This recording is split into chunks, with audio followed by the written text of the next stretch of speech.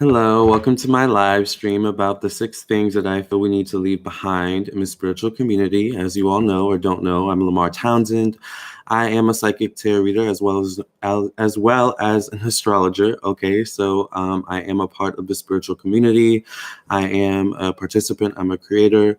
But for those of you that just watch these videos as well, you are also participators of the spiritual community. So this is for you as well. Hey, Nathaniel, how are you? So this is for everyone who considers themselves a part of the spiritual community, whether you are a psychic tarot reader, an astrologer, a Reiki professor or teacher, or whatever, whatever you do in the spiritual community, even if you are, a watcher of videos on YouTube or something like that, you are a part of this community. So I'm doing quite good, Nathaniel. Thank you for asking. What time is it there in London? It is currently, I think, like 4 a.m. here on the East Coast, so. But thank you guys for listening and watching. If you would like your own personal reading from me, contact me on my website, lamarrtownsendtarot.com. Remember, I do psychic tarot readings as well as astrology birth chart readings as well. So let's get right into the list, okay? So these are 6 things that I feel we need to leave behind in the spiritual community, all right? Number 1 is the idea that there's one way to be spiritual. All right. People are into different things, and not everyone resonates with, specific spiritual practices. All right. We have to allow each other to have freedom of expression when it comes to spirituality. Some people are into psychic tarot reading, some people aren't. When it comes to psychic tarot reading, some people are into cards, some people like those who don't read with cards. Some people are into meditation, some people aren't. We have to be like open and, allow others to express themselves spiritually as they choose. Number 2 is not taking mental health seriously enough, okay? Now, mental health is super duper important, and mental health seems to be a more important issue as time goes on lately. And I think it's not important enough in the spiritual community. Yes, spirituality and our spiritual health is important, but if we don't have our mental health together, there's no point to the spiritual, aspect, I mean, we see a lot of people who, are quite mentally crazy, but they may be, very, very spiritual, The thing with that is that sometimes you can attract, certain things to you. So you really have to, take your mental health very, very seriously. Number 3 is particularly for those who, have spiritual gifts that you use to help others, to service others, maybe for compensation or what so have you, such as if you're a reader on YouTube or an astrologer on YouTube and you have clients or something like that, you have a business. It's competitiveness. Number 3 is competitiveness in the spiritual community, all right? There's room for everyone to eat at the table, all right? And the key is to focus on building your own personal energies of prosperity and abundance so that your own plot of grass grows greener and more grander, all right, rather than competing with other people for other people's plot of grass, aka clients or what so have you. There's room for everyone in the spiritual community, all right? That's the great thing about spirituality. Everyone needs spirituality. And number 4, speaking of which, is exclusivity instead of inclusivity in the spiritual community. I feel like at times, we in the spiritual community can be very exclusive. We can be very, prejudiced and judgmental. You can't sit here. I don't like that energy in the spiritual community because we are spiritual beings in human bodies. Amen, sir. Thank you, Sally. We are spiritual beings in human bodies, which means that everyone needs spirituality. Everyone can benefit from spirituality.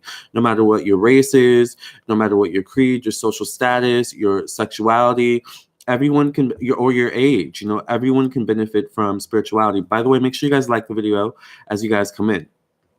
So, and spirit doesn't discriminate. It's the mind that discriminates, actually. So, that's why mental health is so important. The spiritual realm has no bounds. Exactly, Nathaniel. Thank you. That's what I'm saying. I love that you guys understand. All right. Number 5 is judging other people's personal spiritual practices. All right. Now, like I was saying with number 1, we have to allow others, freedom of expression when it comes to spirituality. All right.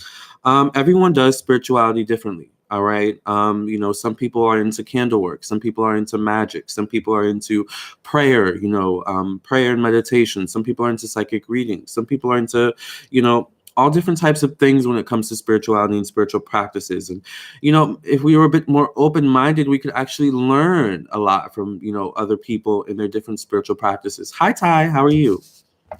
So we need to be a bit more open-minded, I think, when it comes to spirituality and understanding people's spiritual practices, and maybe trying to figure out, why do you do that, instead of, condemning someone for doing that, all right, automatically. And number 6, the last on my list, okay, is the idea that you should not be compensated for your gifts, all right? If you are someone on YouTube or, someone who reads, and people come to you for readings, all right? Many of us provide a service for the public that, if used correctly, can greatly enhance a person's life and for the better, all right? Which, much like other services and products out there on the market for that are sold, all right, basically, that provide the same benefit of greatly enhancing a person's life for the better, all right? So if you think of it in that way, someone who provides a spiritual service is someone who is enhancing your life. So why should that person not be compensated if, when you go, pay your bill, you're enhancing your life because you're keeping a roof over your head? Or when you go, pay someone to fix your bathroom, your toilet, they're enhancing your life because now you've got a working toilet, or now you've got a working sink, or now you've got a working fridge, So we kind of have to think of ourselves as, spiritual handy people, our handymen, spiritual people who are able to provide benefit to people's lives. So we should be compensated for that. Know your worth, spiritual community. All right. So this is my 6 things that we need to leave behind in the spiritual community. All right. Moving forward here in 2018, which is when this video was made, and beyond. So I would like to know what you guys think. What do you guys think needs to be left behind in the spiritual community that I haven't already touched on? All right. Let me know in the comments below for the 10 people in this room right now. It is late, so I'm not surprised that there aren't a lot of people.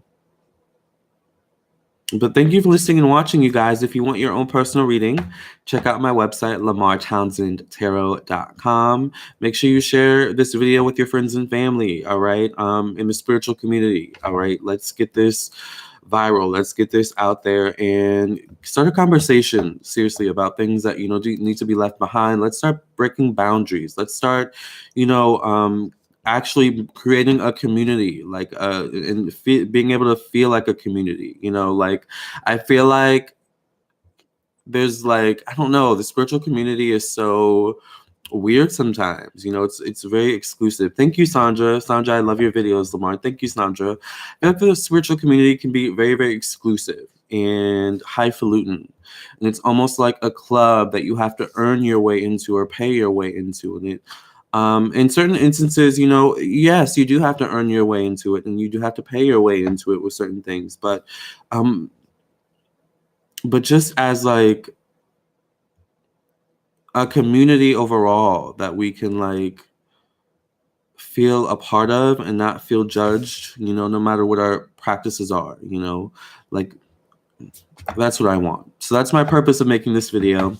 And I hope someone got the message. Thank you guys for listening and watching. And remember, if I have not touched on anything in this video, I would love to hear your opinions in the comments below about what you think needs to be left behind in the spiritual community. All right. And this is not only for people that watch these videos, but also people who are creators like Ty.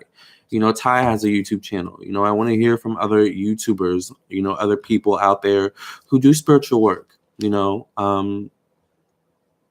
Let your voice be heard. All right. With love and light, I wish you guys the best, and peace out.